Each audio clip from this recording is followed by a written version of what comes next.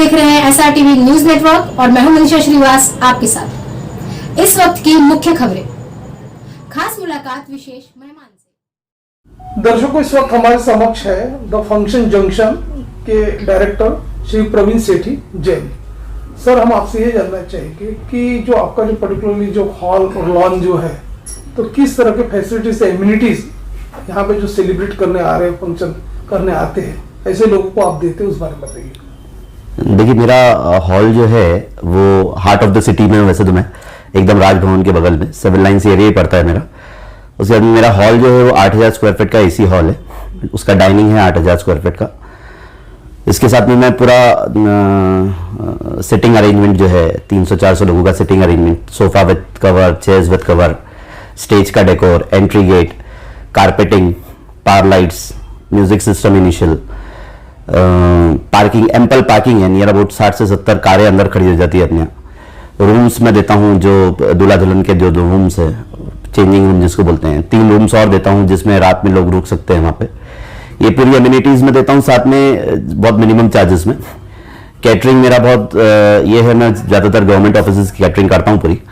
और इसके साथ ही लॉन है मेरा एक नियर अबाउट 25,000 स्क्वायर फीट का, जिसमें भी पूरी फैसिलिटीज में देता हूँ। जो मेरा जो stage, lawn area, then seating arrangement, then dining area में round table seating arrangement, chairs with cover, 2 canopies, generator backup, including मेरा ये सब जनरेटर बैकअप और इलेक्ट्रिसिटी सब इंक्लूडिंग आता है इसमें।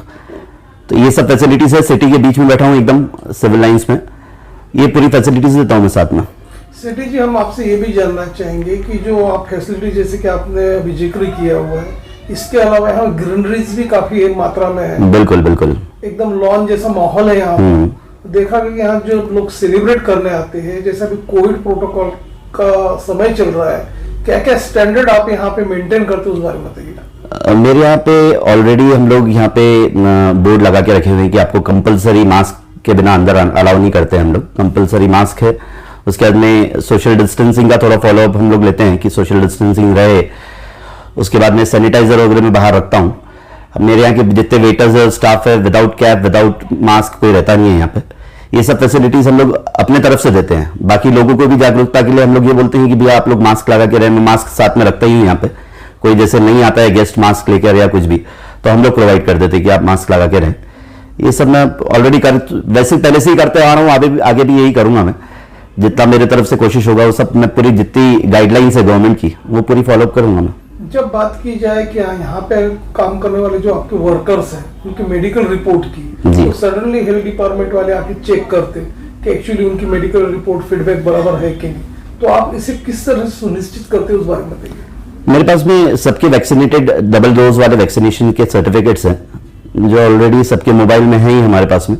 अगर कोई आता है तो मैं तुरंत ही चेकअप करवा देता हूँ उनका, यानी चेक करवा के। और फिर अपन अगर किसी को जैसे किसी स्टाफ को मेरे सर्दी खांसी भी हो रही है तो हम लोग तुरंत उसका चेकअप भी करवा लेते हैं। अपनी तरफ से पूरा ये रखते हैं कि किसी और को तकलीफ ना हो उनकी वजह से।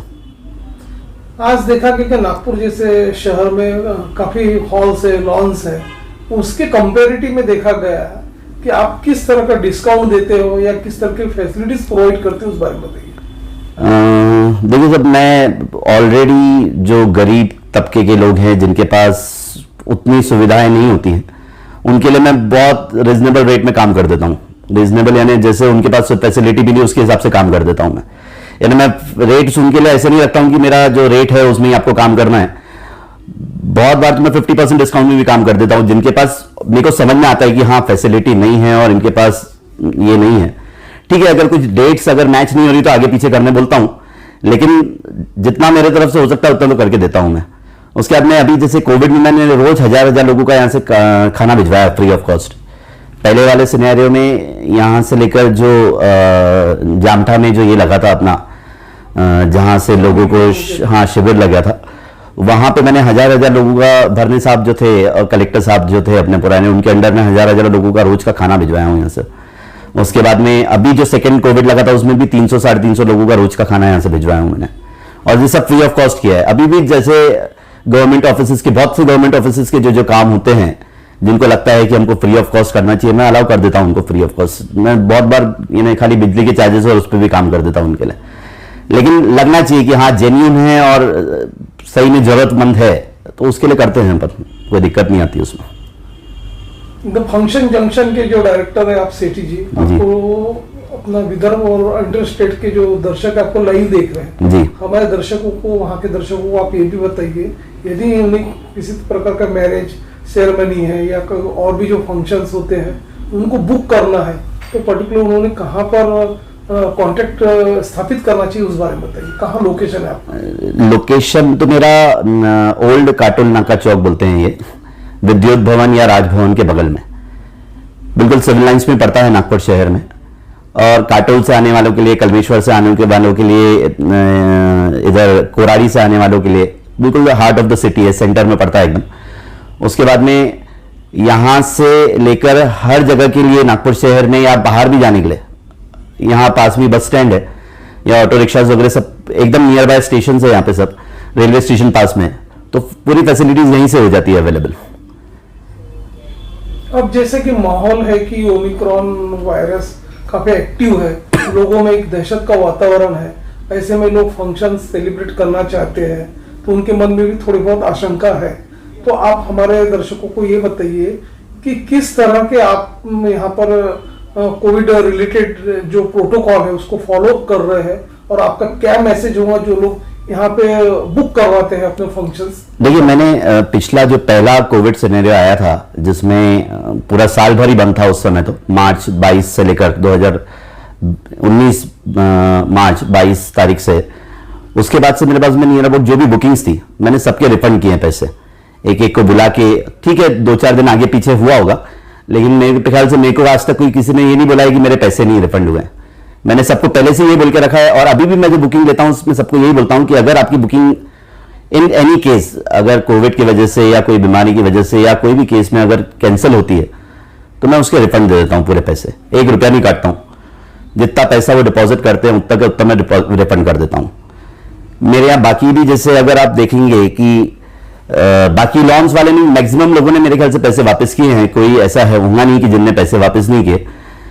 लेकिन ये सिनेरियो बहुत गंदा निकला है लॉन वालों के लिए, तो बहुत ही गंदा निकला है लॉन हॉल। और हमारे साथ में जितने वर्कर्स लगे रहते हैं, जो कि वेटर्स हैं, हेल्पर्स हैं, कुक्स हैं, ये लोग जो हैं, ये ज्यादा इन लोगों का मरण हुआ है, इन लोगों का जिनको जो को डायरेक्टली या इनडायरेक्टली हमसे जो रोजगार में हैं, उनको बहुत ज्यादा ये समय में ये हुआ है। तो उनको भी हम लॉन्स वालों ने, सब लोगों ने मिलकर उनकी भी बहुत मदद की है।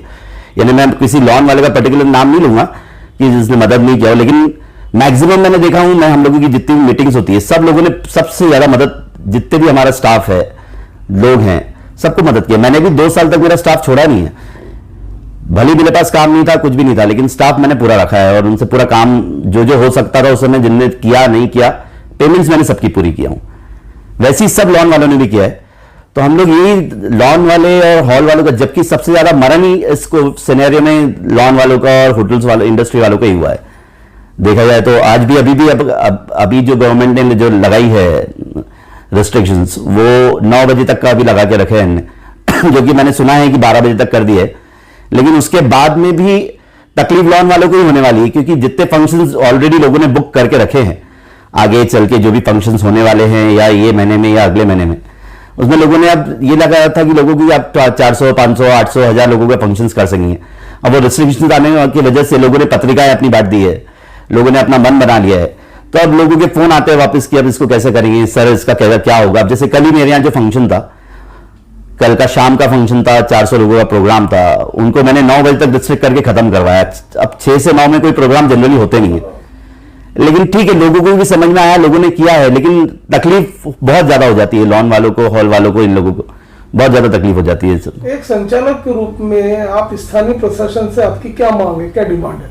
स्थानीय प्रशासन से ये उम्मीद रखेंगे हम कि हम लोगों को हर वक्त निग्लेक्ट किया गया है, लॉन्स वालों को, हॉल वालों को, कि हमको ही सबसे पहले रिस्ट्रिक्शंस पे डाला जाता है कि सबसे पहले लॉन, शादियां या जो भी फंक्शंस होते हैं वो सबसे पहले बंद किए जाए। ठीकरा लॉन वाले भी फोड़ते हैं। हाँ, सब चीजें ठीकरे लॉन, बाकी सब चीजें सब चालू होती है, रेलवे पूरी फुल चालू है, बसेस पूरी फुल चालू है, लेकिन सबसे ज्यादा रिस्ट्रिक्शंस लॉन वाले के ऊपर भी डाला जाता है, जो कि हमको आज तक समझ में नहीं आया क्यों डाला जाता है। कायदे से अगर रिस्ट्रिक्शंस डालना है तो सब जगह डालो एक समान। लॉन और जो मंगल कार्यालय है उन लोगों के लिए कुछ सरकार ने जो टैक्स है वो माफ किया था, क्या वो टैक्स माफ हुआ है और किन किन टैक्स को आपको सरकार को भरना पड़ता है?